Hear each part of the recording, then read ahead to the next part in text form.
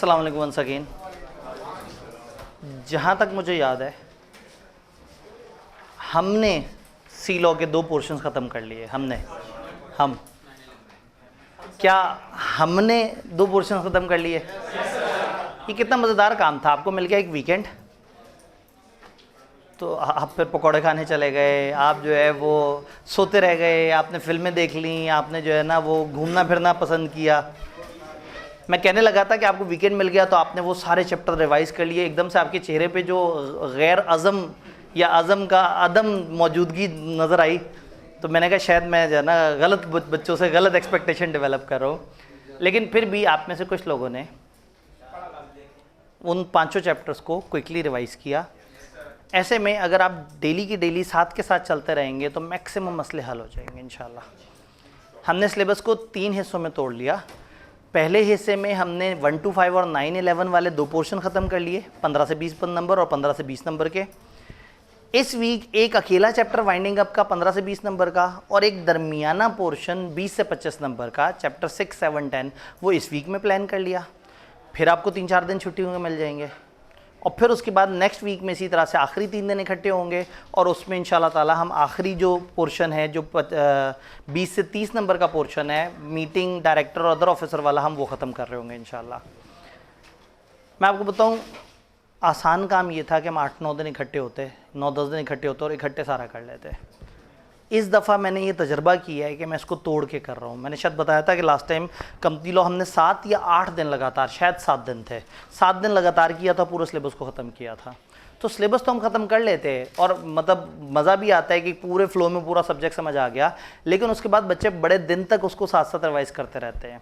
तो इस दफ़ा ये तजर्बा करके देख रहे हैं कि अगर हम उसको 3 हिस्सों में तोड़ लेंगे तो क्या लोग साथ साथ करेंगे।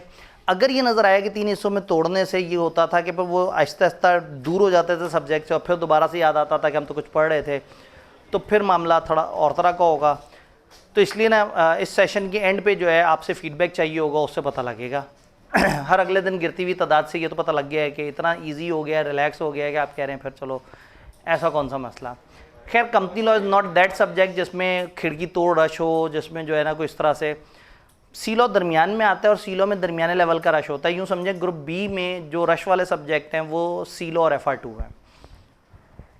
तो मेरा ख्याल था कि शायद लोग रिवीजन क्लासेस या इस तरह से नहीं आ रहे, तो मैंने ऑडिट वाले बच्चों का भी इसी कमरे में रख दी क्लास और अपनी तरफ से एक्स्ट्रा कुछ कुर्सियाँ भी रख दी। तो पता ही लगा कि वो वाकई ही पढ़ने वाले निकले। इसका मतलब है कि कंपनी लॉ बेचारा सब्जेक्ट की भी ये नेचर है कि लोग उसको बहुत ज़्यादा ध्यान नहीं करते। तो ऑडिट में जो है वो हमारे पास 15-20 एक्स्ट्रा बंदे आ गए और हमारे पास जगह नहीं थी। और फिर हमने जब शिफ्ट किया तो फिर हमने एक दूसरे रूम में शिफ्ट किया और वहाँ हमारे पास स्ट्रेंथ मज़ीद भी बढ़ गई, अनलेस के सैटरडे पे वो जो बारिश आ गई। आपको बड़ा फ़ायदा हो गया सैटरडे की बारिश का। एम ही शर्मिंदा हो रहे होते, एम ही में आपसे कहता कि उस दिन सिर्फ 2 बच्चे पढ़ने आए थे और जो है ना तो आपकी क्लास ही नहीं थी, आपको मौका मिल गया, आपने रिवाइज़ कर लिया। तो बहरहाल अब हमने तमहीदी बातें काफ़ी कर ली हैं क्योंकि आज टाइम ज़्यादा है और चैप्टर छोटा है। जी आज की बारिश का आपको फ़ायदा नहीं, आज की बारिश का तो कोई फ़ायदा नहीं हो सकता। असल में आप सारे लोग जितने खुश्क नज़र आ रहे हैं, ये भाई के ऊपर कुछ छींटे हैं, शायद वो भी चाय लेने गए थे तो वो कैंटीन तक पहुँचते पहुँचते कुछ बारिश पड़ गई।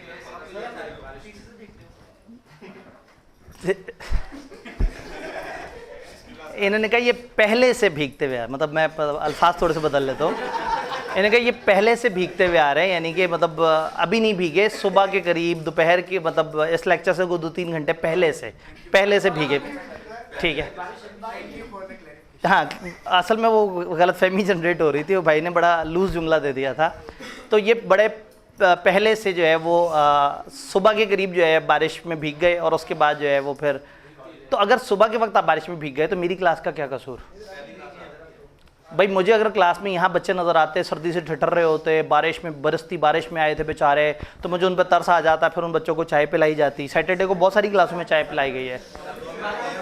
इवन वो बिजनेस लॉ का वो जो ठाठे मारता समंदर होता है पीछे वाले कमरे का, उधर जितने बच्चे थे उनको भी चाय पिलाई गई कि वो बारिश में आए थे। तो इंशाल्लाह ताला उन्होंने कहा सर आप 2 मिनट दें, हम ज़रा जल्दी से भीग के आए। तो जिस दिन नज़र आएगा कि आपने बड़ी एक्स्ट्रा कमिटमेंट दिखाई है तो यकीन करें आपको कहना नहीं पड़ेगा, आपके चेहरे पे लिखा होगा कि आप डिज़र्व करते हैं कि आपको कुछ मिले। ठीक है, तो उन्होंने कहा सर लिखा हुआ है आपको नज़र नहीं आ रहा।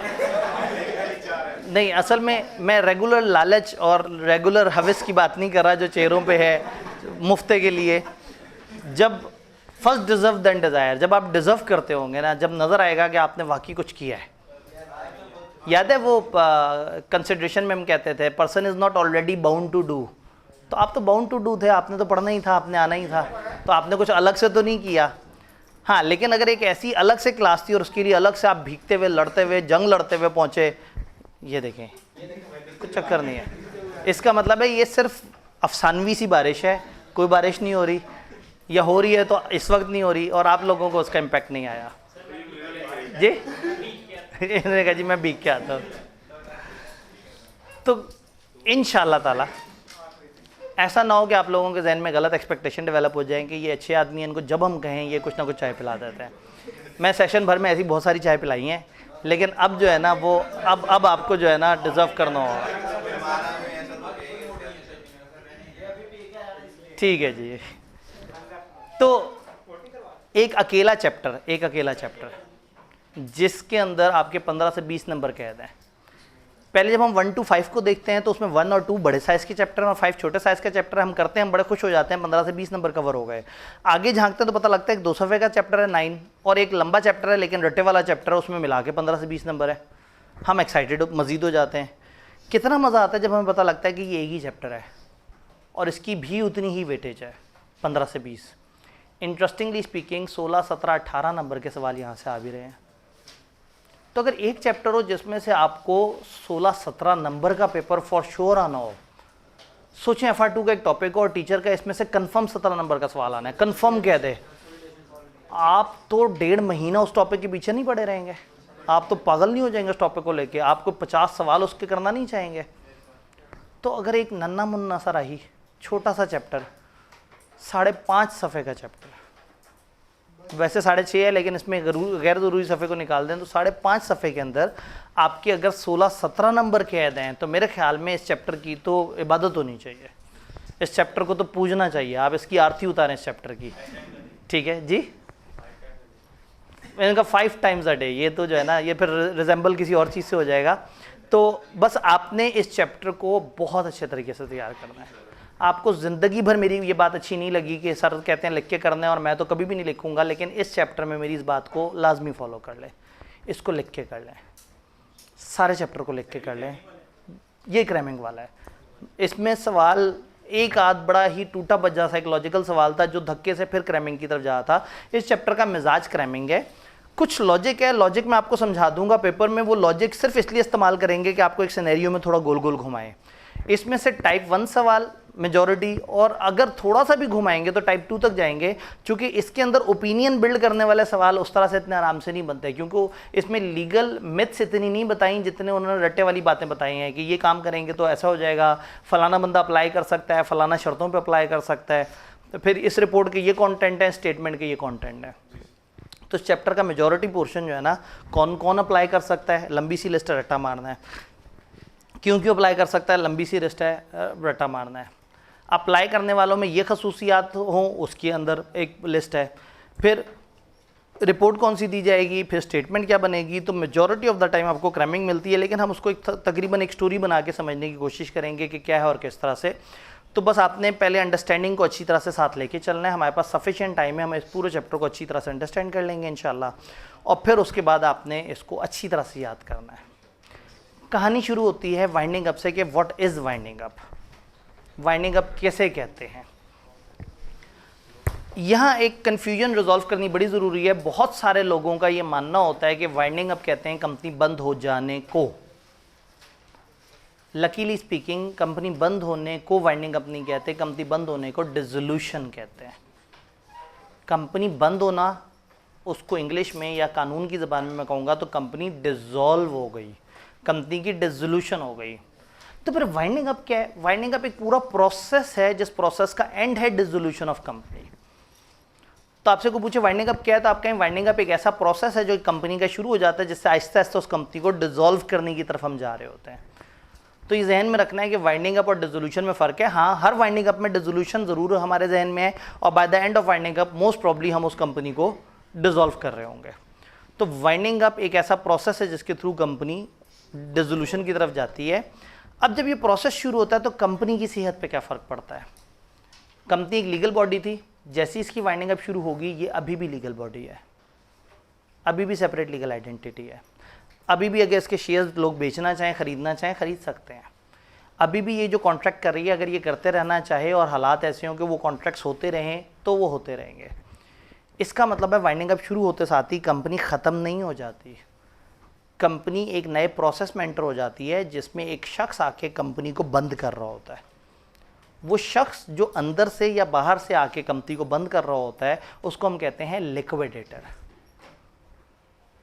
लिक्विडेटर इज दैट पर्सन जो कंपनी को ऑफिशियल तरीके से बंद कर रहा है। ऑफिशियल तरीके से बंद करने का मतलब क्या है कि कंपनी के एसेट्स की असेसमेंट होगी, उन एसेट्स को एक एक करके बेचा जाएगा, कंपनी की लायबिलिटीज़ की असेसमेंट होगी, कौन कौन सी लायबिलिटीज़ हैं उनको एक एक करके पैसे दिए जाएंगे, उनकी रैंकिंग होगी, पहले ये ज़रूरी हैं, फिर ये ज़रूरी हैं, फिर ये ज़रूरी हैं। ये करते करते करते एंड पे अगर तो सारी लायबिलिटीज़ पे हो गई और बच गए पैसे तो वो बांट दिए जाएंगे मेंबर्स में और कंपनी को ऑफिशियली बंद कर दिया जाएगा। और अगर बांटने के बाद कुछ लायबिलिटीज़ बच गई तो देखेंगे लायबिलिटी लिमिटेड थी या नहीं थी, और अगर लिमिटेड थी तो क्या मेंबर्स के ज़िम्मे कुछ कंट्रीब्यूट करना है। कंपनी हैविंग शेयर कैपिटल में मेंबर्स कंट्रीब्यूट करते हैं तब जब उन्होंने अनपेड अमाउंट रखी हुई हो। गारंटी लिमिटेड में भी कंट्रीब्यूट करते हैं कब? जब गारंटी दी हो। तो इसका मतलब है कि ये हमारे फिर कंट्रीब्यूट करने वाले कंट्रीब्यूट करेंगे, उससे मज़ीद हम पैसे देंगे। अगर फिर भी नहीं दे सकते तो हम उन बंदों से कहेंगे भाईजान हमें माफ़ कर दें, हमारी एक लिमिटेड लायबिलिटी कंपनी थी, हमने कंपनी भी ख़त्म कर दी और जो जो मेंबर जिधर तक लायबल था हमने पैसे दे दिए हैं, अब इससे आगे हम कुछ नहीं कर सकते, आप हमें इंसॉल्वेंट समझ लें। तो कंपनी बंद हो जाएगी without paying the rest of the amounts. तो ये जो प्रोसेस शुरू करवाया लिक्विडेटर ने और एंड करवाया और उसके बाद कंपनी को कागज़ों में जाके बंद कर दिया, ये पूरा प्रोसेस है वाइंडिंग अप। वाइंडिंग अप में कंपनी की इंतज़ामिया बदल जाती है, एक नया शख्स आ जाता है लिक्विडेटर, वो इंतज़ामिया संभाल रहा होता है। कंपनी के मेंबर्स कहलाना ख़त्म हो जाते हैं, उनको एक नया नाम दे देते हैं हम कॉन्ट्रीब्यूटरीज। कॉन्ट्रीब्यूटरीज वो लोग हैं जिनको वाइंडिंग अप के एंड पे या तो पैसे मिलने हैं या वाइंडिंग अप के एंड पे उनसे पैसे मांगे जा सकते हैं। कितने मांगे जा सकते हैं? उतनी जितनी उनकी लायबिलिटी थी। किताब से पूछते हैं, पहले जेनेरिक डिस्कशन है, यानी यूँ समझे पहला सफ़ा सिर्फ डिस्कशन पे। अगर मैं अपने नोट्स की बात करूँ, term winding up may be defined as proceeding by which a company is dissolved. एक ऐसा प्रोसेस जिससे कंपनी को डिसॉल्व किया जाता है, वो प्रोसेस क्या कहलाता है? Winding up. Winding up also called liquidation of company. Winding up को एक और लफ्ज़ भी कहते हैं, वो क्या है? लिक्विडेशन। इस प्रोसेस के दौरान assets of companies are disposed of, debts are paid off out of realised assets और फ्रॉम, जितने रियलाइज्ड एसेट्स हैं वहां से लोगों को पे कर दिया जाता है, या कैसे पे किया जाता है? कॉन्ट्रीब्यूटरी। और कॉन्ट्रीब्यूटरी कौन लोग थे भला? मेंबर्स का नया नाम था कि अगर मेंबर्स ने कंपनी के पैसे देने हैं या लेने हैं तो वो उनको कॉन्ट्रीब्यूटरी कह देते हैं। अगर कोई सरप्लस बच गया इस सब के बाद, it is distributed among members in proportion to their shareholding on the company. वही वाले जो कॉन्ट्रीब्यूटरीज हैं, जो मेंबर्स हैं, उन्हीं के अंदर हम चीज़ें बांट देंगे। Company is dissolved after completion of winding up proceeding. Winding up पूरा होने के बाद कंपनी डिसॉल्व हो जाएगी। On dissolution company ceases to exist. Dissolution पे कंपनी खत्म हो जाती है। ये सिर्फ मालूमात आपको बताई गई हैं, आपने इसे याद नहीं करना। सिर्फ वाहिद चीज़ याद रखने वाली है कि वाइंडिंग अप एक प्रोसेस है जिसका एंड रिजल्ट है डिसोल्यूशन। यहाँ तक कोई कन्फ्यूजन है तो मुझे बताएं, यहाँ तक चीज़ें क्लियर हैं। इधर कॉन्ट्रीब्यूटरी का कॉन्सेप्ट है जिस पे मैंने एक ट्यूटर नोट दिया हुआ है, ये हमारी किताब में ऑफिशियली नहीं दिया हुआ, आईकेप की किताब ने इसको ऑफिशियली नहीं बताया, तो मैंने बेयर लॉ से एक और सेक्शन से निकाल के आपको जस्ट फॉर अंडरस्टैंडिंग के, वरना वर्ड कंट्रीब्यूटरी को देख के लोग परेशान हो जाते हैं। Contributory means every person liable to contribute to assets of company in the events of its being wound up. और ये लिखा हुआ है ट्यूटर नोट किताब में। जब इस तरह से ट्यूटर नोट आए, मेरी स्लाइड में ट्यूटर नोट आए, इसका मतलब है ये चीज़ ऑफिशियली आईकेप की किताब का हिस्सा नहीं है, यानी हमारे सिलेबस ने एक्सप्रेसली हमें नहीं बताया। बट बीइंग अ टीचर मुझे लगता है कि मैं थोड़ी सी क्लैरिफिकेशन दे दूं तो आपको बात इजीली समझ आ जाए। तो कंट्रीब्यूटरी की हम डेफिनेशन देख रहे हैं। Contributory mean any person liable to contribute to assets of company in the events of its being. जब कंपनी वाउंड अप हो जाएगी तो उसके एसेट्स में कंट्रीब्यूट करेगा। For company limited by share maximum liability होगी अमाउंट अनपेड ऑन शेयर्स, वही जो हमने पहले दिन पढ़ी थी। लाइबिलिटी क्या होती है। तो अगर कंपनी में उसने पूरे पैसे नहीं दिए तो वाइंडिंग अप में जितने उसके बकाया जिम्मे रहते थे वो पैसे दे देगा। जो पैसा गया हुआ है वो तो ख़त्म हो जाएगा बेचारा, मजीद ही उतने पैसे देगा जिसने अभी तक उधार किए हुए थे। आते हैं एक तरफ, फिर company limited by guarantee. Guarantee limited में क्या होगा, जितनी अमाउंट उसने गारंटी की है, जितनी उसने अमाउंट कहा हुआ था कि मैं 2 लाख दूंगा, 1 लाख दूंगा, अगर गारंटी लिमिटेड है और शेयर कैपिटल भी है तो मैक्सिमम लायबिलिटी होगी amount unpaid as well as जो उसने गारंटी दी थी। तो इसका मतलब है कि ये कंट्रीब्यूटरी तब इनसे पैसे मांगेंगे जब कंपनी के एसेट्स नाकाफ़ी होंगे, तो फिर ये लोग अपने हिस्से से इतनी कंट्रीब्यूशन देंगे।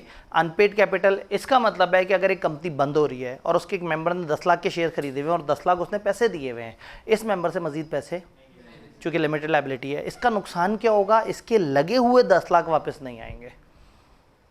तो ये उस मेंबर की तरफ से लायबिलिटी है, लेकिन उससे ऊपर उससे अलग से पैसे नहीं मांगे जाएंगे। भाई कुछ पूछना चाहता है? जी, आज की डेट में ये रूल है, 1984 से पीछे ये रूल होता था कि आप उधार कर सकते थे।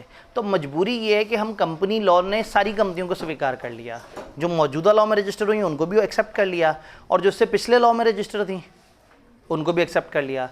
तो इसलिए इन बेचारों को जगह जगह इस चीज़ का अभी भी तस्करा करना पड़ता है कि अगर किसी के ज़िम्मे कोई उधार हो, यानी अगर कोई पुरानी कंपनी वाइंड अप हो रही हो, तो फिर ये वाला पॉइंट वैलिड होगा। तो आज की कंपनी में सीधी सी बात है, अनलिमिटेड कंपनी के मेंबर तो फुली लायबल होंगे, लिमिटेड बाय गारंटी की अपनी गारंटी अमाउंट तक लायबल होंगे, और लिमिटेड बाय शेयर में चूंकि आज की डेट में फुल पेड अप कैपिटल का कॉन्सेप्ट है, तो जो 1984 से ऑनवर्ड जितनी भी कंपनियां बनी हैं उसमें मेंबर्स को मजीद पैसे नहीं देने पड़ेंगे, क्योंकि उन्होंने शुरू में ही पूरे पैसे दे दिए होंगे। तो कंट्रीब्यूटरी और ये जो सामने जो डिस्कशन है, जो बेसिक्स हमने पढ़ी हैं, उसमें कोई कन्फ्यूजन? जी,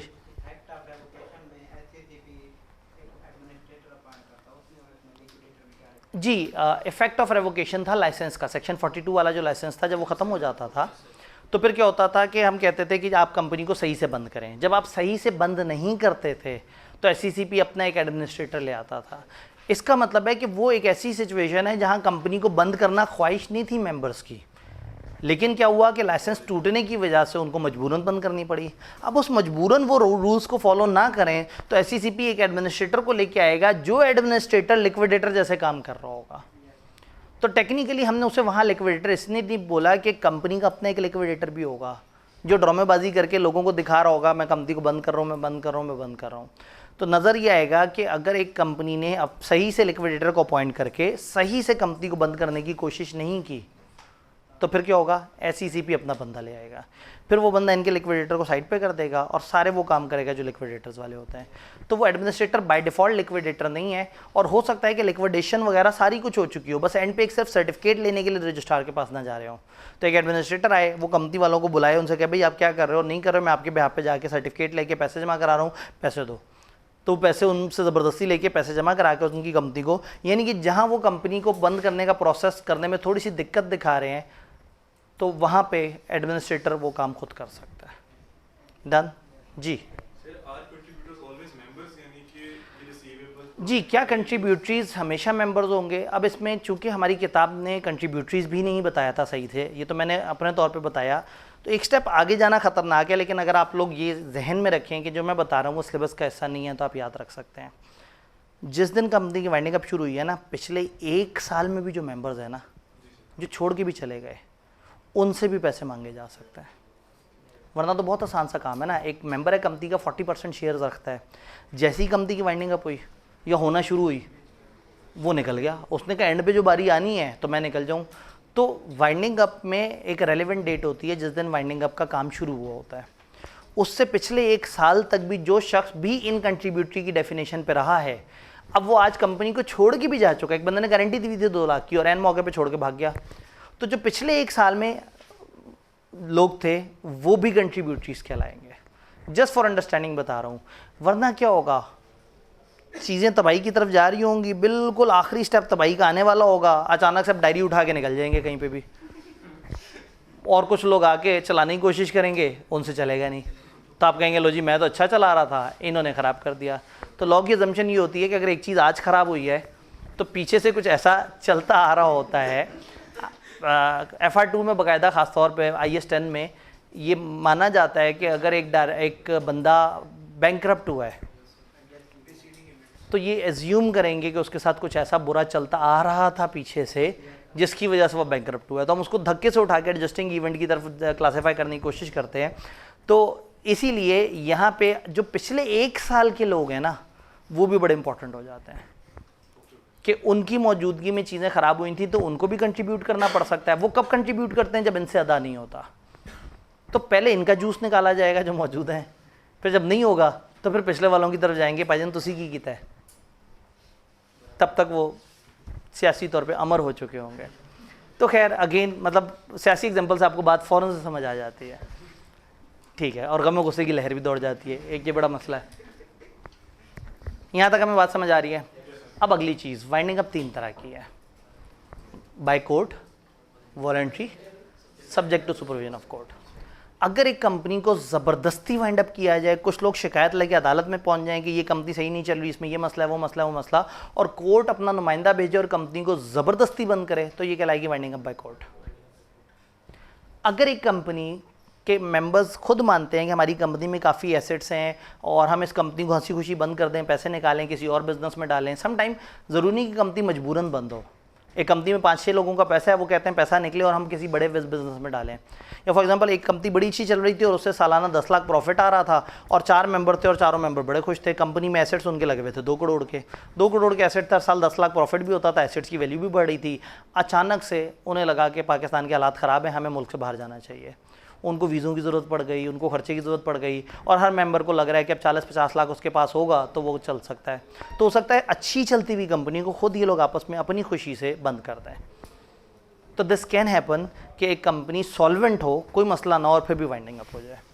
तो वॉलंटरी वाइंडिंग अप फिर उस तरह के मामले के लिए है कि जब कंपनी के मेंबर्स खुद कहें ना कि काम करते हैं हम खुद ही से बंद कर देते हैं इसे, तो वो कहलाएगी वॉलंटरी वाइंडिंग अप। वो बहुत सख्त नहीं होती, वो अदालत की तरह से नहीं होती, उसका एक लंबा चौड़ा प्रोसेस और हमारे सिलेबस में अल्हम्दुलिल्लाह बिल्कुल भी नहीं है। Winding up by court, court का नुमाइंदा आता है, वो बहुत सारे काम करता है, उसमें से कुछ पोर्शन हमारे सिलेबस में है।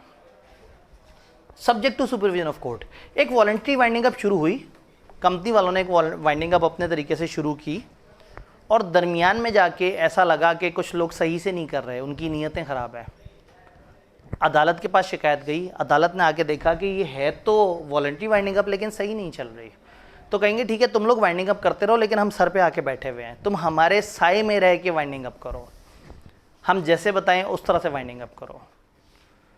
अब अगेन ये तीनों वाइंडिंग अप समझाने के लिए जब हम सियासी बात करते हैं, जिससे बात इजीली समझ आ जाती है, तो वाइंडिंग अप बाय कोर्ट कहते हैं मार्शल लॉ की हुकूमत को, जिसमें कोई पावरफुल इंसान पावरफुल तरीके से अपने तरीके से चीज़ों को चला रहा होता है। तो वाइंडिंग अप बाय कोर्ट में अदालत एक पावरफुल इंसान जो पावरफुल तरीके से चीज़ों को चला रहा है। कोई डेमोक्रेटिक गवर्नमेंट, ऐसी गवर्नमेंट जिसमें सिर्फ डेमोक्रेसी हो, जिसमें वाकई ही एक असल डेमोक्रेसी हो और ये लोग सिर्फ अपने तरीके से काम कर रहे हो, तो हम कहेंगे ये वॉलंटरी है, इसमें ताकत वाले इन्वॉल्व नहीं है, ये अपनी पर्सन से कर रहे हैं। हो सकता है गवर्नमेंट डेमोक्रेटिक हो लेकिन सर पे साया हो, सर पे आशीर्वाद हो, ठीक है, किसी ऐसे शख्स का जिसको कभी आपने बहुत टूट के चाहा हो, ठीक है, और जैसे ही उसने साया हटाया हो, थोड़ी सी बारिश पड़ गई हो तो आपको बहुत बुरा लगना शुरू हो गया हो। तो वाइंडिंग अप अंडर सुपरविजन, ये समझ आया कि सामने डेमोक्रेसी है और आशीर्वाद मार्शल लॉ का है। तो जहाँ प्योर मार्शल लॉ है वो वाइंडिंग अप बाय कोर्ट है, जहाँ प्योर डेमोक्रेसी है वो वॉलंटरी है, और जहाँ दिखने में डेमोक्रेसी है और असल में मार्शल लॉ है वो सब्जेक्ट टू सुपरविजन, ठीक है। ज़्यादातर हमारी गवर्नमेंट जो है ना, जैसे उन्होंने कहा पीडीएम, सिर्फ एक थोड़ी, मेजॉरिटी ऑफ द गवर्नमेंट्स इस तरीके से काम करती हैं। वॉलंटरी हमें उस तरह से मिल ही नहीं पाई, और मार्शल लॉ के दौर में हमने तरक्कियाँ की हैं। तो हमारे यहाँ तो डेमोक्रेसी वैसी फ्लॉप हो गई, बेचारी आने से पहले ही मर जाती थी।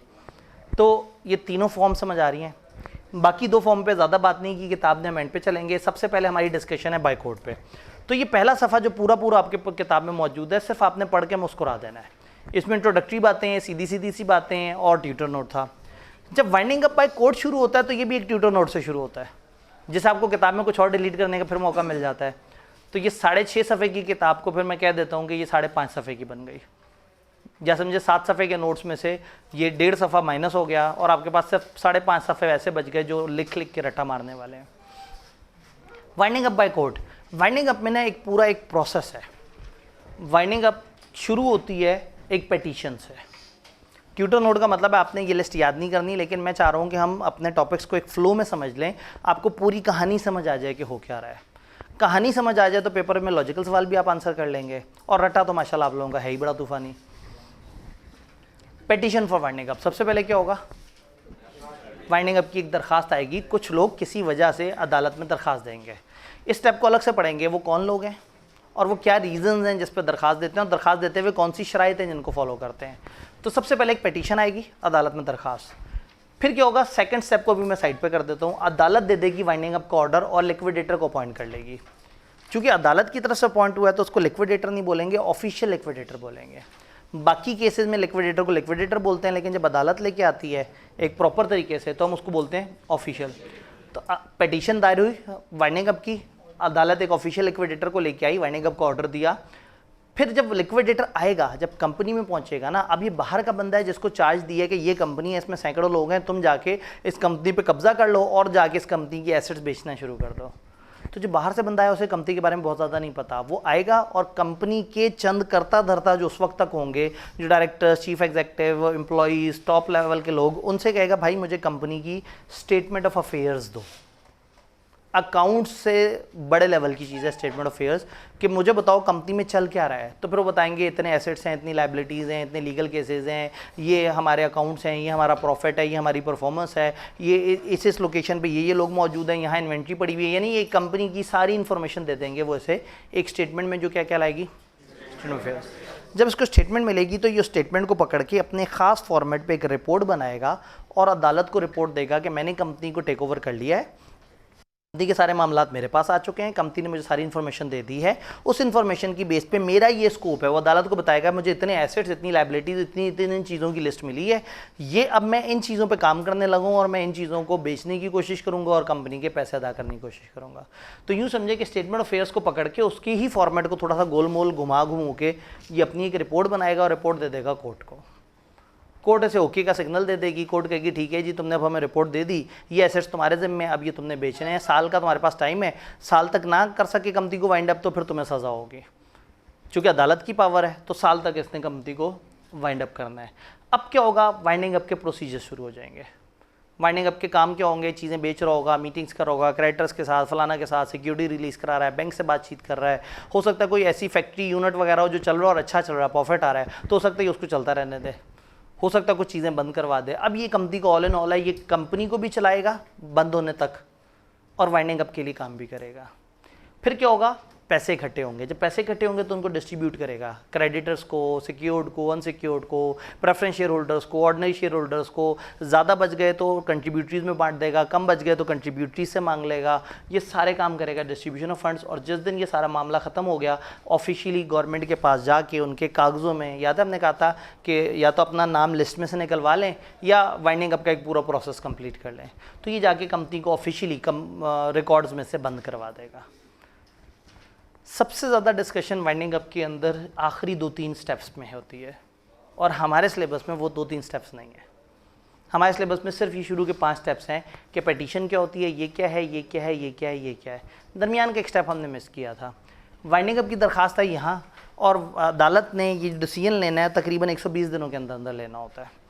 अब अदालत जो है वो फैसला कर रही है कि वाइंडिंग अप की तरफ जाए, लिक्विडेटर को अपॉइंट करे ना करे। इधर अदालत फैसला कर रही है, उधर एक बंदा जिसको समझ आ गया है कि लोग चले गए हैं अदालत शिकायत लगाने, वो माल समेटने के चक्कर में है, जल्दी जल्दी कंपनी के बैंक अकाउंट्स में से पैसे निकाल रहा है, जल्दी जल्दी कंपनी के एसेट्स इकट्ठे कर रहा है, जल्दी जल्दी कंपनी के गोदाम खाली कर रहा है। तो ऐसा हो सकता है कि आप वाइंडिंग अप के लिए अप्लाई करें और जब तक लिक्विडेटर अपॉइंट हो, अगर उसमें 100 दिन लग गए तो 100 दिन में शायद कोई कंपनी का बेड़ा गर्क करके चला जाए। तो रूल ये है कि वाइंडिंग अप के लिए अप्लाई करते हुए अगर आप इस तशवीश का इजहार करते हैं, आप कहते हैं हमारी कंपनी शायद सही हाथों में नहीं है, तो आप लिक्विडेटर जब मर्जी अपॉइंट करें, लेकिन फ़िलहाल कम से कम एक कायम मकाम को भेज दें। तो क्या होगा, अदालत भेज देगी एक प्रोविजनल मैनेजर को। वाइंडिंग अप की पिटीशन जब आपने दायर की तो उसी वक्त एक बंदा आके कंपनी में चीज़ों को संभाल लेगा और इंतज़ार करेगा कि वाइंडिंग अप का ऑर्डर आता है या नहीं आता। तो ये जाके मोटे मोटे काम कराना शुरू कर देगा, रिकॉर्ड्स वगैरह, ये वो सारे हिसाब किताब, कागजी शागजी कार्रवाइयाँ पूरी करना शुरू कर देगा। जैसे ही अदालत ने ऑर्डर जारी किया वाइंडिंग अप का, अदालत चाहे तो इसी को कह दे आज से तुम ऑफिशियल लिक्विडेटर हो, और चाहे तो इसकी जगह एक दूसरा बंदा आ जाए, दूसरे बंदे को सारी इन्फॉर्मेशन दे और चला जाए। तो मकसद ये है कि पेटिशनर्स जो है वो अगर कोर्ट को कहते हैं तो कोर्ट एक बंदा प्रोविजनल मैनेजर के तौर पे अपॉइंट कर सकता है उनके लिए, और वो प्रोविजनल मैनेजर जो उतने अरसे तक के लिए उनकी सारे जो चीज़ें हैं उनको हिफाजत कर रहा होगा। यहाँ तक कोई सवाल? अभी हमने ऊपर के 5 स्टेप्स को बहुत डिटेल से देखना है।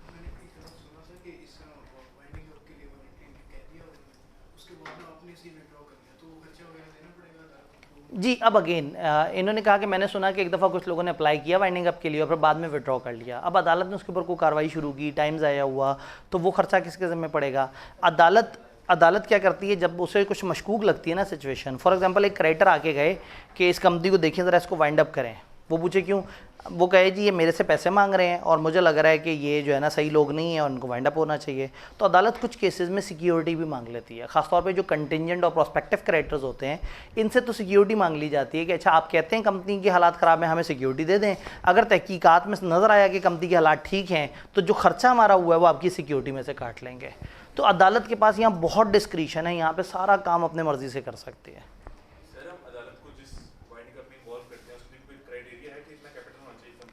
जी, जिस वाइंडिंग अप में हम अदालत को इन्वॉल्व करें उसका कोई क्राइटेरिया कि इतना कैपिटल हो या फलाना, वो क्राइटेरिया नहीं है, एप्लीकेंट्स का क्राइटेरिया है कि फ़लाना तरह के लोग फ़लाना रीज़न्स में से किसी रीज़न की वजह से अगर अदालत के पास जाएं तो अदालत फिर उसमें इन हो जाएगी।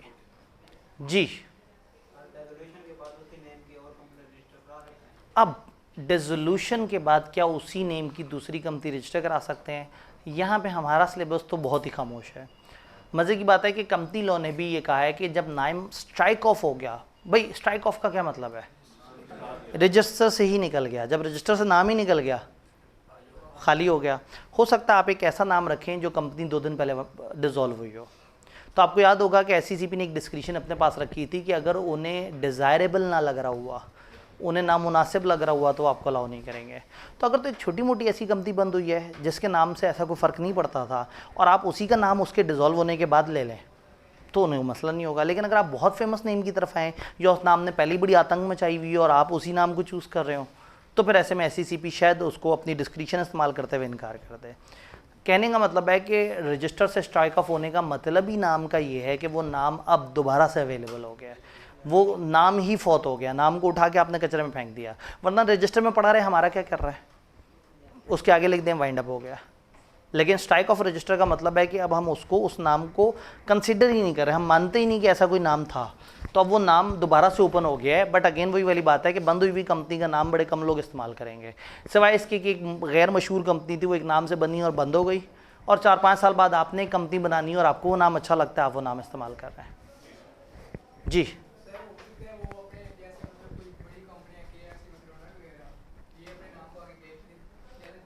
जी, ऐसा हो सकता है कि ये कंपनी, इन्होंने कहा कंपनी अगर है और वो बंद होने लगी है तो हो सकता है वो अपना नाम बेच दें। अगर वो नाम बेच रहे हैं ना तो कंपनी बंद नहीं करेंगे, चलती कंपनी बेचेंगे। बंद हुई कंपनी कौन लेता है भाई? फॉर एग्जांपल ये कॉलेज चल रहा हो, यहाँ पे क्लासें हो रही हों, टीचर्स मौजूद हों, मैं उस वक्त ये चलता चलाता सेटअप बेचूंगा तो रेट और मिलेगा। और अगर फर्स्ट करें 6-8 महीने तक क्लासें नहीं होती, सब कुछ यहाँ जगह जगह जाले लगे हुए हैं, कुर्सियों पर मट्टी पड़ी हुई है, अब चीप एसेट्स बस बहुत ही ख़राब हालत में, और मैं कहूँ किसी को कि हाँ भी मेरे से सेटअप ले लो, तो क्या वो ज़्यादा पैसे देगा? बंद हुई हुई चीज़ के ज़्यादा पैसे नहीं मिलते।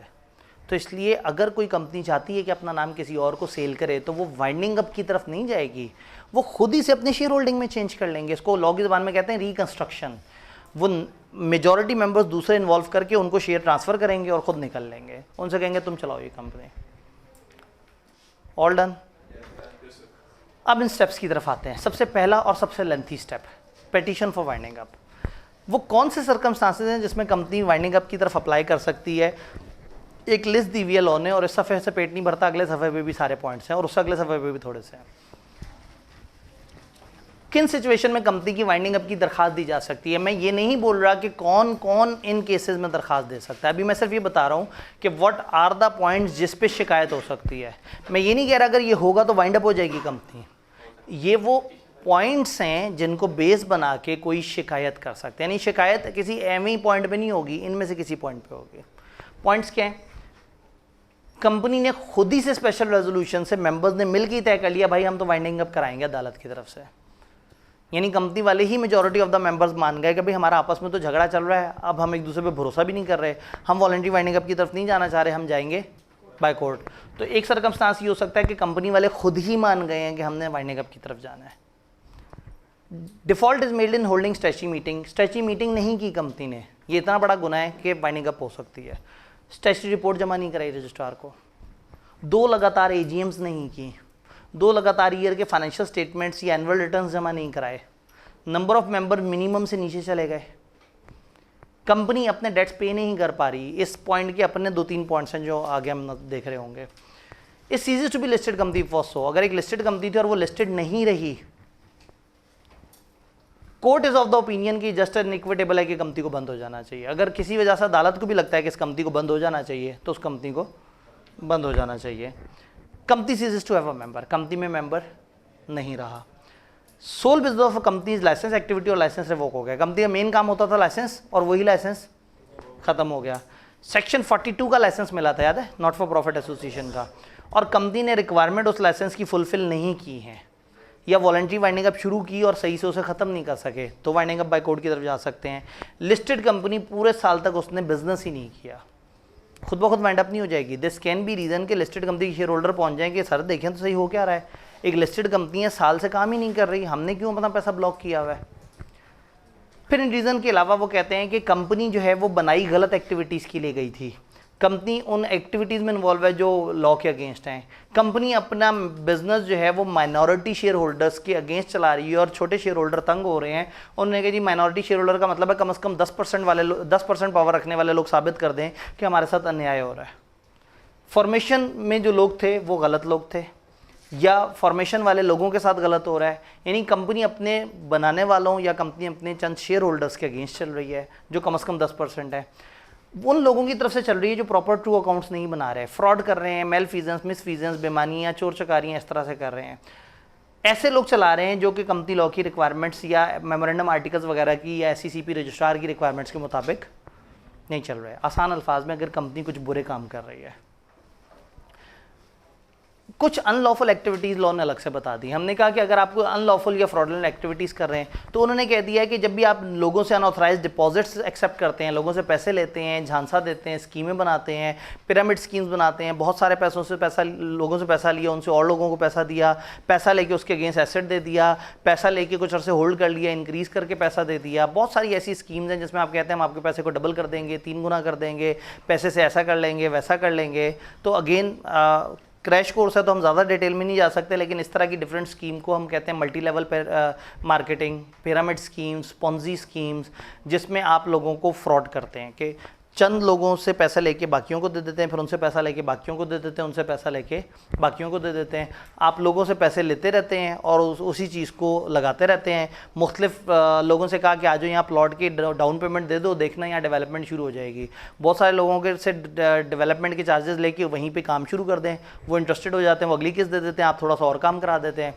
जब काम शुरू होता है तो बाकी सेक्टर्स के आपके पास पैसे आना शुरू हो जाते हैं, तो बाकी सेक्टर्स के पैसे लेके इस सेक्टर को डेवलप करना शुरू कर देते हैं। ये लोग खुश होते हैं, ये अपना पूरा पैसा दे देते हैं। इनके सेक्टर को डेवलप हुआ देख के वो लोग भी अपना पैसा दे देते हैं, उनके सारे पैसे समेटते हैं, इनके पैसे समेटते हैं और चले जाते हैं। और फिर बाद में पता लगता है कि ये ज़मीन तो गवर्नमेंट की थी, यहाँ तो उन्होंने एग्रीकल्चर करनी थी, समझ रहे, ठीक है। तो बाद में वो फ्रॉड सामने आता है। तो ये इस तरह की स्कीम है जिसमें आप बहुत सारे लोगों से पैसे लेके और चंद लोगों को फ़ायदा दिखा के और आहिस्ता आहिस्ता गायब हो जाते हैं। तो इस तरह की स्कीम्स, इस तरह की चीज़ें अगर आप एक्टिविटीज़ कर रहे हैं, उन्होंने कहा इस तरह की अनऑथराइज डिपॉजिट जिसमें रेफरल मार्केटिंग है, एक दूसरे को रेफर करने के पैसे होते हैं, मल्टी लेवल मार्केटिंग है, इससे पैसे उसको, उसके पैसे इसको, pyramid Ponzi schemes, local international, ये गलत हैं। कोई भी ऐसा बिजनेस जो SECP ने कह दिया है कि ये पब्लिक पॉलिसी या मॉरल हैजर्ड्स के अगेंस्ट है, या अगर कुछ पैसों के अगेंस्ट आप किसी को इन रिटर्न कैश दें या कुछ कूपन्स दें या कुछ इस तरह की इनामी स्कीमों में डाल दें, तो इस तरह की तमाम एक्टिविटीज़ जिसमें आपका मकसद चालसाजी है वो गलत है। इसको, इस लिस्ट को याद करना है। वक्त ज़्यादा होता तो मैं ज़रूर एक क्लास में बड़ी गहरी डिस्कशन करता। जी, कोई जनरल सवाल? जी जी, इलीगल है, ठीक है, सही है।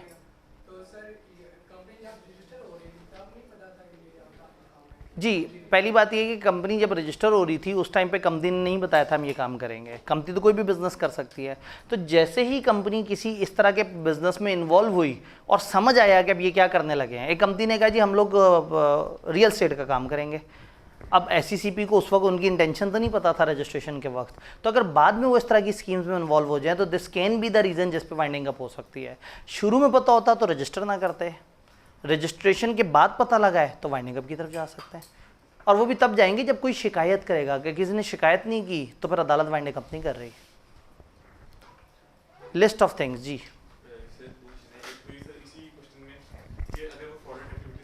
ठीक है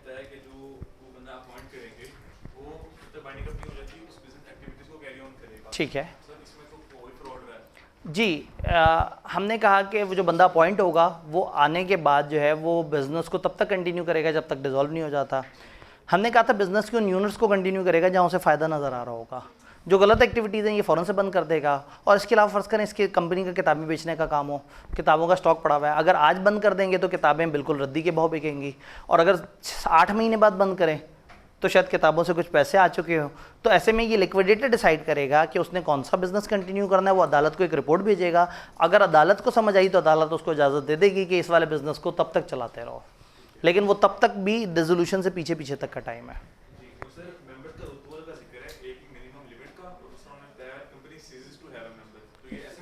जी, यानी कि अगर एक कंपनी के सारे मेंबर ख़त्म हो गए, एक कंपनी और उसके सारे मेंबर्स का एक्सीडेंट हो गया, तो किसी को पता लगा उन एप्लीकेंट्स में से, वो गया उसने कहा भाई कंपनी में बंदे ख़त्म हो गए हैं, बंद कर दें इसे। और दूसरा केस ये है कि मिनिमम से नीचे चले जाएं तो भी इसके अगेंस्ट शिकायत की जा सकती है।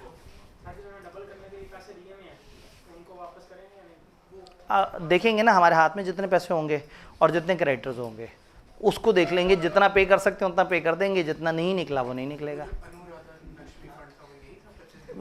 जी, एक नहीं, इस तरह की बहुत सारी एग्जांपल्स है। मैं ये कह रहा हूँ कि ये चूंकि क्रैश कोर्स है, नहीं तो हम 10 स्कीमों का और जिक्र करते हैं, लेकिन मजबूरी है कि क्रैश कोर्स है, हमने जल्दी से समेटना है। जी, अब सवाल ये है कि इन एक्टिविटी से जो पैसा आया होगा क्या वो एंड पे ऑर्डिनरी शेयर होल्डर्स को देंगे? असल में पैसा जब मिक्स हुआ होगा ना तो समझ नहीं आएगा वो पैसा कौन सा किस तरह का है। तो हम ये नहीं एज्यूम करेंगे कि गलत एक्टिविटी वाला पैसा शेयर होल्डर को, हम कहेंगे गलत एक्टिविटी वाला पैसा मिला क्रेडिटर्स को। जिन्होंने गलत कामों के लिए पैसा जमा कराया था उस गलत काम का पैसा उन्हीं में डिवाइड हो गया, और जो इनको सही बिजनेस से आ रहा था वो इसमें डिवाइड हो गया। और अगर लगेगा कि गलत एक्टिविटी है तो जो जो बड़े इसमें इन्वॉल्व होंगे उनको पर्सनल लेवल पे जुर्माने भी हो जाएंगे। तो हो सकता है वही 6 मेंबर्स हों, वही बड़े हों, वही जुर्माने उसमें इन्वॉल्व हों। लेकिन मैं एक आम मेंबर हूँ, मैं कंपनी के शेयर होल्डर बनता हूँ और मैं वहाँ 10 लाख रुपए खर्चता हूँ और कंपनी की चंद बड़े गलत एक्टिविटीज़ कर रहे हैं। तो जैसे आपने कहा ना कि क्या उस इलीगल एक्टिविटी का पैसा मिलेगा, भाई मैं शेयर होल्डर हूँ, मेरी नीयत साफ थी, मुझे नहीं पता कंपनी में क्या हो रहा है और मैंने कंपनी पे भरोसा करके इन्वेस्ट किया। अगर मैं इन ड्यू कोर्स हूँ, अगर मैं जेन्युइन हूँ, अगर मुझे नहीं पता, तो फिर लॉ मेरे साथ थोड़ा सा हिमायत का इजहार करेगा। हाँ, मेरे पैसे डूब भी जाएंगे। आगे चलते हैं। अब हमने एक पॉइंट पढ़ा था, companies enable to pay date. उसमें एक सिनेरियो होता है, companies enable to pay date का मतलब है कि एक कंपनी पैसे नहीं दे पा रही। अब कितने पैसे नहीं दे पा रही? फॉर एग्जांपल एक कंपनी के पास एक फोटोकॉपियर ने आके कहा आपने इतनी फोटोकॉपियाँ कराई, पैसे दें। उन्हें कहा अभी नहीं दे सकते, वो फौरन से चला गया अदालत में, उसने कहा companies enable to pay debt. तो ऐसा नहीं, अनेबल टू पे डेट की एक मेटीरियलिटी डिफाइन की है 100,000। वो कहते हैं कंपनी का कम से कम 100,000 या उससे ऊपर का एक ड्यू हो जो कंपनी ने पैसे देने हो, और एक शख्स आके कंपनी को डिमांड करता है कि मुझे पैसे दो और आप नहीं दे पाते। फिर वो कंपनी के मेंबर्स या कंपनी के चलाने वालों से डिमांड करता है कि मुझे पैसे दो, वो पैसे नहीं दे पाते। वो अदालत जाके अदालत से नोटिस भिजवाता है कि भाई लीगल नोटिस, उसका लीगल राइट है, कागज़ दिखाता अदालत को, अदालत लीगल नोटिस भेजती है भाई इस बंदे को पैसे दो, कंपनी पैसे नहीं देती। वो अदालत में केस कर देता है, केस जीत जाता है। जीतने के बाद डिक्री उसकी फेवर में आती है, अदालत की तरफ से हुक्मनामा जारी हो जाता है कि ये केस ये बंदा जीत चुका है, जाओ और कंपनी से जाके पैसे ले लो। और कंपनी अभी भी नहीं दे पा रही। इसका मतलब है इतनी जलालत के बाद भी अगर कंपनी नहीं दे पा रही तो उसके पास, कंपनी के पास है ही नहीं। तो अनेबल टू पे डेट में हम कहते हैं कि एक बंदा जो इतने पैसे रखता है उसने नोटिस वगैरह दिया, कंपनी ने उसे पे किया, ना सिक्योर किया ना कंपाउंड किया। कंपाउंड ये कि आपको कहें चलो तुम्हें महीने बाद इतने बढ़ा के और दे देंगे, तो वो बंदा थोड़ा मुतमईन हो जाता है। तो पे भी नहीं कर रहे, सिक्योर भी नहीं कर रहे, कंपाउंड भी नहीं कर रहे। कोर्ट या कंपिटेंट अथॉरिटी ने ऑर्डर कर दिया फेवर में और अभी भी वो अनपेड है, या कोर्ट को लगता है कि हाँ भाई हालात जो है वो पतले ही हैं, तो ऐसे में हम कहेंगे the company is unable to pay debt. तो अनेबल टू पे डेट की अलग से एक्सप्लेनेशन, इसको भी याद रखने वाली बात है। अब ये हैं वो रीज़न जिसके लिए आप वाइंडिंग अप के लिए अप्लाई कर सकते हैं। सवाल ये है कि वाइंडिंग अप के लिए अप्लाई कौन कर सकते हैं। एक टेबल है जो याद रखने वाला है, 5 एप्लीकेंट्स हैं, 5 तरह के लोग हैं जो वाइंडिंग अप के लिए अप्लाई कर सकते हैं। ये टेबल बताएगा कि कौन सा एप्लीकेंट कौन सी शर्तों को फॉलो करके अप्लाई करेगा। कंट्रीब्यूटरीज अप्लाई कर सकते हैं, रजिस्ट्रार अप्लाई कर सकता है, क्रेडिटर अप्लाई कर सकते हैं, कंपनी अप्लाई कर सकती है और एससीसीपी या उसके ऑफिसर अप्लाई कर सकते हैं। क्या क्या शराइत है? कंट्रीब्यूटरी, बल्कि ये मुश्किल है, पहले आसान वाली बात पढ़ लेते हैं। Registrar, sanction of SCCP should be obtained before presentation, sanction should not given unless providing opportunity of being heard. Registrar ने शिकायत की एससीसीपी को, एससीसीपी ने ओके किया, कंपनी को एक अपॉर्चुनिटी दी गई, कंपनी अपना पॉइंट ऑफ व्यू नहीं बता सका। अगर रजिस्ट्रार ने किसी वजह से उसे लगा कि कंपनी में गलत हो रहा है और एससीसीपी से इजाज़त ले ली, तो रजिस्ट्रार भी कंपनी के अगेंस्ट अदालत में जा सकता है। 2 काम करने पड़ेंगे, अपॉर्चुनिटी ऑफ बीइंग हर्ड देना पड़ेगा और एससीसीपी से इजाज़त लेनी पड़ेगी। क्रेडिटर भी जा सकते हैं कंपनी के अगेंस्ट, क्रेडिटर मौजूदा भी जा सकता है, कंटिंजेंट या जो मुमकिन है प्रोस्पेक्टिव। जैसे मैंने नहीं कहा कि जिसने लोन देना था उसने ही कह दिया कि भाई ज़रा देखें तो इसको वाइंड अप करें, तो अदालत फिर सिक्योरिटी मांग सकती है इस तरह के क्रेडिटर से। तो ये सिक्योरिटी जमा कराएंगे और एक एविडेंस देंगे, एक प्रॉपर केस डेवलप करके देंगे कि कंपनी की वाइंडिंग अप ज़रूरी है। यानी क्रेडिटर अगर अप्लाई करेंगे तो 2 शर्तें हैं, एक सिक्योरिटी देनी पड़ सकती है अगर अदालत मांगे, और नंबर 2 उनको खुद ही से ऐसे सबूत, ठोस सबूत देने पड़ेंगे जिससे कोर्ट को लगे कि ये कंपनी बंद हो जानी चाहिए। तो एक अच्छा एविडेंस, एक prima facie case, prima facie कहते हैं फ्रॉम द फेस जो कि आया है। प्राइमा फेसाई का मतलब मुबैना, एक मुबैना इशू हो जो वो कहें कि हाँ भाई ये ठोस इशू है और ये वाला मामला होना है।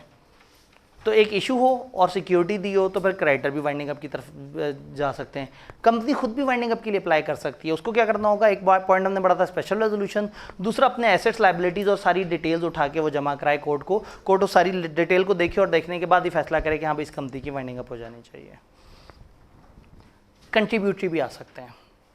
अगर company minimum number of member से नीचे चली जाए और जो कंपनी के चलाने वाले हैं उनको टेंशन ये हो कि अगर ये चलती रहेगी तो हम पर्सनली लायबल हो जाएंगे, याद है 180 दिन के बाद ये फंस जाते हैं, तो लॉ ने ये कहा कि कंट्रीब्यूटरी अप्लाई कर सकते हैं। अगर कंपनी मिनिमम से नीचे चली जाए तो दिस इज़ द कंडीशन जिसमें कौन अप्लाई करेगा, contributory. But contributory her contributory apply नहीं कर सकता।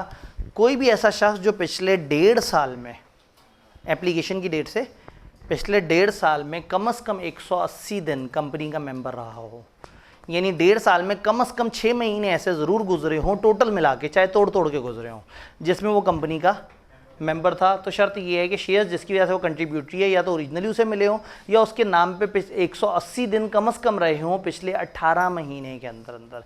वाइंडिंग अप स्टार्ट होने से पीछे के जो 18 महीने हैं उसमें कम से कम 180 दिन तक उसके पास शेयर्स रहे हों। तो इसमें अब याद करने वाली बात यह है कि कंट्रीब्यूटरी अप्लाई करेगा, शर्त ये होगी कि मिनिमम से नीचे, और दूसरी शर्त ये है कि पिछले 1.5 साल में कोई से 180 दिन ऐसे होने चाहिए जब वो मेंबर है। अब इसमें सिनेरियो बन सकता है कि एक सिचुएशन बता दें, फलाना शख्स फलाना तारीख को मेंबर था, फिर इस तारीख को छोड़ गया, फिर दोबारा आया, अब वो बंदा परेशान है, वो वाइंडिंग अप की तरफ जाना चाह रहा है, बताओ वो जा सकता है नहीं जा सकता। तो शायद फिर आप ये दिनों की कैलकुलेशन करके कहेंगे जी 180 दिन से चूँकि वो कम रहा है तो ये बंदा वाइंडिंग अप के लिए अप्लाई नहीं कर सकता। इसमें आखिरी पॉइंट क्या है, कोर्ट, एससीसीपी या इसके ऑफिसर भी कोर्ट की तरफ जा सकते हैं कि भाई वाइंडिंग अप की तरफ जाएँ।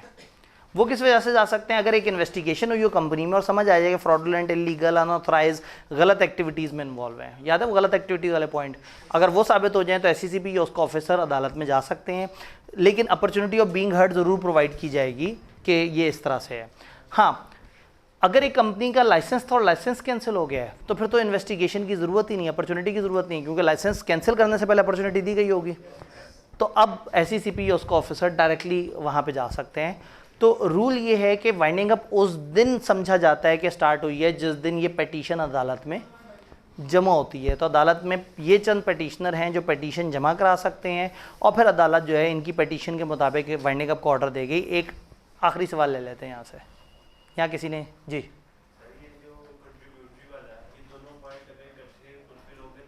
दोनों पॉइंट्स इकट्ठे फुलफिल होंगे। इसका मतलब है कंट्रीब्यूटरी सिर्फ एक ही वजह से शिकायत कर सकता है, number of members reduce below 2 and 3, और उसमें भी तब शिकायत कर सकते हैं जब खुद भी अहल होकर शिकायत कर सके। तो ये दोनों पॉइंट इकट्ठे होंगे तो हम काउंट करेंगे, वरना नहीं। तो सबसे पहले स्टेप 1 हमारा ख़त्म हुआ कि कौन लोग पिटीशन जमा करा सकते हैं। स्टेप 2 आसान सा था, अपॉइंटमेंट ऑफ प्रोविजनल मैनेजर। हमने कहा कि जी मेकिंग ऑफ वाइंडिंग अप से पहले पहले एक प्रोविजनल मैनेजर को अपॉइंट किया जा सकता है। जैसे ही वाइंडिंग अप का ऑर्डर आएगा, कोर्ट प्रोविजनल मैनेजर को बना देगा ऑफिशियल लिक्विडेटर, और फिर प्रोविजनल मैनेजर के पास सारी वो पावर्स होंगी जो ऑफिशियल लिक्विडेटर के पास होती हैं, अनलेस की अदालत ने कुछ ना कुछ चेंज कर दिया हो। किन लोगों के कहने पे आएगा? हर वो शख्स जो वाइंडिंग अप बाय कोर्ट के लिए अप्लाई कर सकता है, वो अप्लाई कर सकता है कि आप लिक्विडेटर को ऑफिशियल इसको प्रोविजनल मैनेजर को अपॉइंट कर लें। तीसरा step, appointment of official liquidator. अब ऑफिशियल लिक्विडेटर में ये आएगा कहाँ से और इसकी क्या पावर्स होंगी, जनरल डिस्कशन करते हैं। एससीसीपी का एक पैनल होगा, एससीसीपी ने एक रजिस्टर्ड पैनल बनाया होगा जिसमें मुख्तलिफ लोग अपना नाम इंदराज करा सकते हैं। वो पैनल में बहुत सारे एक्सपर्ट्स होंगे, बहुत सारी कंपनी होंगी, बहुत सारी फर्म्स होंगी जो कि वाइंडिंग अप की सर्विसेज प्रोवाइड करती हैं, इंसान भी हो सकते हैं। उस पैनल में से कोर्ट चूज़ करेगा वाइंडिंग अप के लिक्विडेटर। पैनल में एंटर होने के ऊपर एससीसीपी शर्तें रख सकता है, 10 साल की तालीम की शर्त रख सकता है, तजर्बे की शर्त रख सकता है, किसी खास फील्ड में तजर्बे की शर्त रख सकता है। तो जो एससीसीपी का पैनल होगा वहाँ पे कुछ लोग एससीसीपी ने शॉर्टलिस्ट किए होंगे कि ये लोग हैं जो इस तरह के काम कर सकते हैं। तो अदालत एससीसीपी के बनाए हुए पैनल में से बंदा चूज़ करेगी। अगर एक से ज़्यादा बंदा चूज़ करें तो बताएंगे कि इन दोनों के अपने क्या क्या रूल्स होंगे। जब भी कैजुअल वैकेंसी होगी तो भी इस पैनल से बंदा सेलेक्ट होगा। तो अगर इस पैनल पे कोई बंदा अच्छा नहीं है और क्रेडिटर्स को लगता है कि वो एक और बंदे को लेके आ सकते हैं, 60% ऑफ द शेयर कैपिटल के इक्विवेलेंट कम से कम क्रेडिटर अगर इकट्ठे होकर कहते हैं जी पैनल से हट के किसी और बंदे को हम अपॉइंट करेंगे, तो अदालत उनकी सुन लेगी। अदरवाइज़ ये जो लिक्विडेटर है ये इस पैनल से आएगा। ये आने के बाद 12 महीने के अंदर अंदर वाइंडिंग अप करवाने की कोशिश करेगा, स्टेटमेंट्स बनवाएगा और बहुत सारे काम कर रहा होगा। इसको ये काम करने की तनख्वाह मिलेगी। ये तनख्वाह एक लमसम भी हो सकती है और ये तनख्वाह आर्ली बेसिस पे भी हो सकती है। नॉर्मली ये फिक्स परसेंटेज होती है एसेट्स की सेल का, कि जितने एसेट्स बेचोगे उसका इतने परसेंट, और फिर एसेट्स की कैटेगरी बन सकती है, इस एसेट के 1%, इस एसेट का 5%। तो इससे क्या होता है, लिक्विडेटर के दिल में होता है कि अच्छे से अच्छे पैसों में चीज़ें बेचें ताकि इसको फ़ायदा हो। अगर हम कहेंगे तुम्हें तनख्वाह मिलेगी बस सीधी सी बेच दो एसेट्स, तो वो औने पौने बेच के सर से उतारेगा। तो इसके साथ उसको अलाउंस भी मिलता है, जो डे टू डे खर्चे वगैरह करने होते हैं वो उसको भी करता है। लेकिन अगर वाइंडिंग अप ना कर सका साल में, तो जो तनख्वाह दी थी वो वापस हो जाएगी, जो ले चुका है वापस हो जाएगी, और जो मिलनी थी वो ख़त्म हो जाएगी। तो लिक्विडेटर, अगर एक लिक्विडेटर जा रहा है तो दूसरा लिक्विडेटर उसकी जगह आएगा। लिक्विडेटर को अपॉइंटमेंट के वक्त बता देना चाहिए कि भाई मैं वाइंडिंग अप पूरी नहीं कर सकूँगा। अगर नहीं बता सकेगा तो फिर उसे कंप्लीट करनी पड़ेगी, एक्सेप्ट कि वो डिसेबल हो जाए, एक्सेप्ट कि कोई ऐसी सिचुएशन हो कि वो बाय लॉ ही बेचारा इस काबिल ही ना रहे कि वाइंडिंग अप कर सके, but to the satisfaction of court. अदालत को साबित करना होगा कि हाँ भाई वाकई ही चीज़ इसी तरह से है। Panel maintain by SCCP. SCCP एक पैनल बनाएगा जिसमें से कोर्ट प्रोविजनल मैनेजर या ऑफिशियल लिक्विडेटर अपॉइंट करेगा। कोई भी casual vacancy, death, Sheth, removal या रेजिग्नेशन की वजह से तो भी पैनल से आएगी। पैनल में कम से कम 10 साल तजर्बा रखने वाले लोग अकाउंटिंग, फाइनेंस या लॉ वाले होंगे, या कोई और लोग जो एससीसीपी को लगता है किसी और खास फील्ड के 10 साल के तजर्बे वाले। एससीसीपी ने अपने पास ज़रूर ऑप्शन रखी है कि कभी भी अपनी पसंद के बंदे पैनल में डाल दे। 10 साल का तजर्बा तो आपके पास भी है पढ़ने का, बल्कि आपके पास तो ज़्यादा है, आप तो बचपन से पढ़ते आ रहे हैं। तो कोर्ट क्रेडिटर्स अगर 60% ऑफ इश्यूड कैपिटल के बराबर हों तो उनके कहने पे एक डिफरेंट बंदे को भी अपॉइंट कर सकते हैं। पैनल का बंदा वो कोड ऑफ कंडक्ट और वो रिक्वायरमेंट फॉलो करेगा जो कि एससीसीपी ने स्पेसिफाई की हुई है। एससीसीपी अपने तौर पे इस पैनल में से कोई बंदा ऐड करे, माइनस करे, किसी को कहे ये फ्रॉड है, गलत है, बेईमान आदमी, उसको हटाना चाहे, वो एससीसीपी की मर्जी। तो इस पैनल को रेगुलेट करना एससीसीपी में। तो सबसे पहले तो हमने पैनल पे बात की। फिर अब हम लिक्विडेटर के बारे में अगर बात करें तो एक बंदा एक वक्त में प्रोविजनल मैनेजर, ऑफिशियल लिक्विडेटर 3 से ज़्यादा कंपनियों का नहीं हो सकता। पता लगे उसका काम धंधा ही ऐसा है कि जनाब वो 17 कंपनियों की एक साथ वाइंडिंग अप कराने चल पड़ा है। तो वाइंडिंग अप एक वक्त में 3 से ज़्यादा कंपनियों की एज अ प्रोविजनल मैनेजर या ऑफिशियल लिक्विडेटर अपने अपॉइंट नहीं करनी। इसके अपॉइंट होने के 7 दिनों के अंदर अंदर इसने बताना है कि इसका कोई कन्फ्लिक्ट ऑफ इंटरेस्ट नहीं है, इसमें कोई इंडिपेंडेंस नहीं है। एक से ज़्यादा पॉइंट हो गए तो कोर्ट बताएगा कि इनकी क्या क्या पावर्स हैं। अगर कोई डिस्प्यूट होगा या लिक्विडेटर्स में झगड़ा होगा, 2-3 लिक्विडेटर आपस में क्लैश आ गया, जो अदालत कहेगी वो फैसला मान लिया जाएगा। ऑफिशियल लिक्विडेटर से सिक्योरिटी भी मांग सकते हैं। लिक्विडेशन पूरी होने से पहले पहले ये रिज़ाइन या क्विट नहीं कर सकते except for reason of personal और पर्सनल डिसेबिलिटी भी हर कोई नहीं, to the satisfaction of court. हो सकता है ये कह दें कि जी वो मैं तो लिक्विडेटर सही से हूँ नहीं, मेरा तो दिमागी तवाज़ुन आउट हो गया है, तो अदालत कहेगी नहीं जी हम आपको डॉक्टर के पास भेजेंगे और फिर डॉक्टर बताएगा कि आपका दिमागी तवाज़ुन आउट हुआ है या नहीं हुआ। तो उसको साबित करना होगा कि वो वाकई डिसेबल हो गया है। रेजिग्नेशन के केस में जाने वाला बंदा तब तक अपनी सीट पे रहेगा जब तक नया बंदा नहीं आ जाता, लेकिन अगर जाने वाला फ्रॉड कर रहा था और उसको धक्के से निकाला है तो फिर ये वाला रूल नहीं होगा। तो ये लिक्विडेटर से रिलेटेड हम लोगों ने बातें पढ़ी। चौथा स्टेप, स्टेटमेंट ऑफ अफेयर्स बनवाएंगे। अब हमें समझ आ गया कि कौन लोग जा सकते हैं अदालत, किस वजह पे जा सकते हैं, क्या क्या शराइत पूरी करनी होंगी। जब अप्लाई करेंगे तो एक प्रोविजन मैनेजर आ भी सकता है और नहीं भी आ सकता। फिर अदालत देखेगी सिचुएशन और वाइंडिंग अप के ऑर्डर दे देगी और लिक्विडेटर आएगा। अब लिक्विडेटर भाई ने आके क्या करना है, स्टेटमेंट ऑफ अफेयर्स बनवानी है। कब बनवानी है? रेलिवेंट डेट के 15 दिनों के अंदर अंदर। अब सवाल ये कि रेलिवेंट डेट किसे कहते हैं? रेलिवेंट डेट है जिस दिन प्रोविजन मैनेजर अपॉइंट हुआ है। अगर वो अपॉइंट नहीं हुआ तो जिस दिन वाइंडिंग अप का ऑर्डर आया। बस सीधी सी बात है, अगर प्रोविजन मैनेजर अपॉइंट हो गया तो वहीं से शुरू हो जाएगा काम। अब वो अपॉइंट नहीं हुआ तो किस दिन से शुरू होगा? तो रेलिवेंट डेट इज़ वो दिन जब कोई बंदा आ गया था जिसके पास पावर थी। आसान अल्फाज में प्रोविजन मैनेजर की अपॉइंटमेंट का डे या कोर्ट के ऑर्डर का डे, जो भी इसमें हमारे पास रेलिवेंट हो, तो हम कहते हैं relevant date for purpose of this date of appointment provision manager if any, या date of where no provision manager appointed. तो जहां अपॉइंट हो उसकी डेट और जहां अपॉइंट ना हो फाइंडिंग अप ऑर्डर। 15 दिनों के अंदर अंदर जो है ये लोगों से कहेगा मुझे स्टेटमेंट दो। इस 15 दिन को थोड़ा सा एक्सटेंड कर सकते हैं। प्रोविजन मैनेजर, ऑफिशियल लिक्विडेटर या अदालत इसको 45 दिन तक एक्सटेंड कर सकते हैं। 15 दिन की लिमिट को 45वें दिन तक ले जाया जा सकता है। आसान अल्फाज में 15 जमा 30 इज इक्वल टू 45। 15 दिन की एक्सटेंशन नहीं है, 45 दिन की एक्सटेंशन नहीं है, 45वें दिन तक की एक्सटेंशन है। तो ये 15 दिन खिंच के 45 दिन तक जा सकते हैं।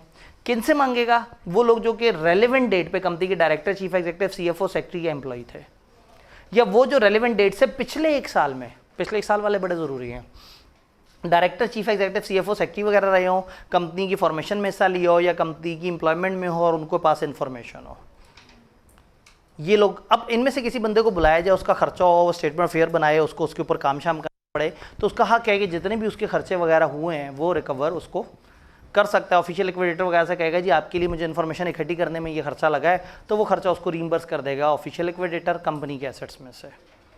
तो ये लोग हैं और इतने दिनों में इनसे स्टेटमेंट ऑफ अफेयर्स बन जानी चाहिए। क्या होगा उसके अंदर? अगेन बड़े ही जेनेरिक सी बातें, एसेट्स लायबिलिटीज़ की डिटेल, कैश इन हैंड और बैंक में कितना है, क्रेडिटर्स कौन कौन से हैं, उसमें से सिक्योर्ड अनसिक्योर्ड कितने हैं, उनकी वैल्यू कितनी है, किस तारीख पे सिक्योरिटीज़ कौन सी दी हुई हैं, डेट्स कितने ड्यू हैं मुख्तलिफ लोगों से जो पैसे आने हैं, कंपनी का कोई एसेट किस किस के पास है, वो कौन लोग हैं, वो तमाम प्लेसेस जहाँ बिजनेस हो रहा है वो कौन कौन सी जगह हैं, कोई लीगल केसेस वगैरह पेंडिंग हैं तो वो उनके क्या मामला हैं, कोई भी और पर्टिकुलर है में भी। तो ये तो आपने सबसे पहले लिख देना ना, आते साथ ही पेज के सबसे नीचे गए और लिखा सच अदर पर्टिकुलर्स एज में बी प्रिस्क्राइब। अगर एक शख्स जो है वो क्रेडिटर है कंपनी का या कंट्रीब्यूटरी है, तो वो स्टेटमेंट ऑफ अफेयर्स को अगर देखना चाहे तो वो देख सकता है। लॉ ने इजाज़त दे दी हुई है कि वो एक प्रिस्क्राइब फ़ी देख के देख सकता है कि वो कौन सी स्टेटमेंट है जो कंपनी के बड़ों ने कंपनी के लिक्विडेटर को बना के दी। मिल गई स्टेटमेंट, अगला स्टेप क्या है? आपने कोर्ट को रिपोर्ट दे देनी है। तो एज सून एज प्रैक्टिकेबल, इस रिपोर्ट के मिलने के बाद, स्टेटमेंट के मिलने के बाद, not later than 60 days from winding up order के 60 दिनों के अंदर अंदर, और रिपोर्ट मिलने के बाद एज अर्ली एज पॉसिबल, यानी कि ज़्यादा से ज़्यादा आप कहाँ तक खींच सकते हैं? वाइंडिंग अप ऑर्डर के 60 दिन तक। और आपको याद है वो जो स्टेटमेंट ऑफ अफेयर्स थी वो कहाँ तक खींची जा सकती?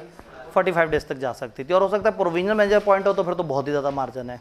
तो 60 दिन तक मैक्सिमम आपने जाना है। आपने एक रिपोर्ट बनानी है और कोर्ट को जमा करा देनी है। रिपोर्ट में स्टेटमेंट ऑफ अफेयर्स वाली ही बातें गोल मोल घुमा के लिख देनी है।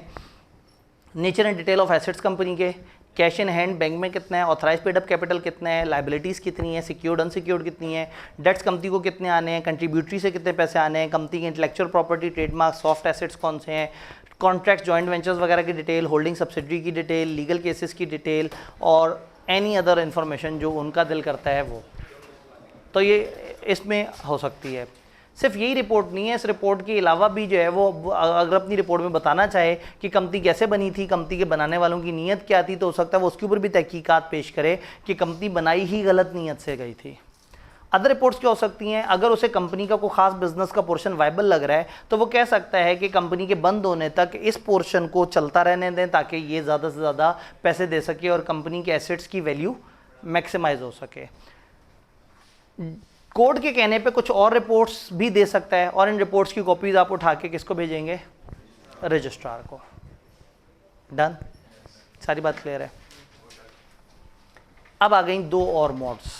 हमने वाइंडिंग अप बाय कोर्ट समझ लिया। अब वाइंडिंग अप है वॉलंटरी या तीसरी वाली वाइंडिंग अप है अंडर सुपरविजन।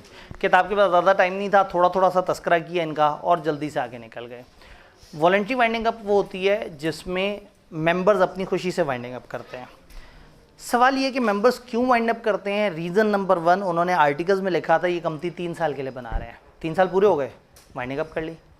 आर्टिकल्स में लिखा था ये कंपनी हम इसलिए बना रहे हैं कि हम फलाना ब्रिज बनाएंगे एक कंपनी के साथ मिलके, तो जब ब्रिज खत्म होगा तब हमारी कंपनी बंद हो जाएगी। Reason number 2।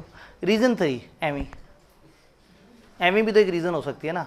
यानी कि एक रीज़न है कि टाइम डिफाइन था, एक रीज़न है पर्पस डिफाइन था, और एक ये है कि मेंबर्स को लगता है यार बस बंद करते हैं किसी भी रीज़न की वजह से। तो अगर तो वो 2 रीज़न है जो आर्टिकल्स में लिखी हुई थी, फिर तो एक मीटिंग करें, एक सादा सी रेजोल्यूशन पास करें और बंद कर दें कंपनी को, या मतलब वाइंडिंग अप की तरफ चल पड़े। कैसे चलें वो एक लंबा प्रोसेस है, वो हमें नहीं पता। और अगर उन 2 में से नहीं है और किसी और वजह से कंपनी को बंद करना है, तो अब सादा रेजोल्यूशन नहीं चलेगी, स्पेशल रेजोल्यूशन। तो ये आपने पेपर में जहन में रखना है कि कंपनी वाइंड अप वॉलंटरी हो सकती है अगर कंपनी जनरल मीटिंग में एक सादा रेजोल्यूशन पास कर ले, अगर टाइम पीरियड जो फिक्स किया था वो एक्सपायर हो गया है, या कोई इवेंट जिसके ऊपर आपने रखा था कि रेजोल्यूशन होगी वो इवेंट हो गया है। तो इवेंट या टाइम पीरियड जो आर्टिकल्स में लिखा था वो आने पे एक सादा resolution. For any other reason if company passes a special resolution that company be wound up voluntary. तो वॉलंटरी वाइंडिंग अप सादा रेजोल्यूशन से भी हो सकती है स्पेशल। वो 2 रीजन जो आर्टिकल्स की थी तो सादा रेजोल्यूशन क्योंकि पहले से अप्रूव हुई हुई है वो। और अगर किसी भी वक्त अचानक से कंपनी बंद करनी है तो क्या करना होगा, स्पेशल रेजोल्यूशन पास करनी होगी।